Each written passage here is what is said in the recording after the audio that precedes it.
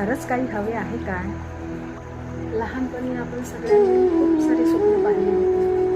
कुठेतरी जायचं होतं, नवीन नवीन वेगळं काहीतरी करायचं होतं, एक स्वतःची ओळख नवीन निर्माण करायची होती. पण मग आयुष्य बदलत गेलं, जबाबदाऱ्या वाढत गेल्या आणि हळूहळू आपण सगळ्यांना जपता जपता स्वतःलाच कुठेतरी विसरून गेलो. आजही चेहऱ्यावर हसू असतं, पण मनाच्या कोपऱ्यात कुठेतरी एक प्रश्न असतो, मी माझ्यासाठी शेवटचं कुठे कधी कसं जगले होते? स्वतःसाठी काही करणं म्हणजे स्वार्थ नाही, म्हणून स्वतःसाठी जगायला शिका. थोडी स्वप्न पुन्हा उघडा, स्वतःला एकदा पुन्हा नव्याने शोधा, स्वतःला हरवू देऊ नका.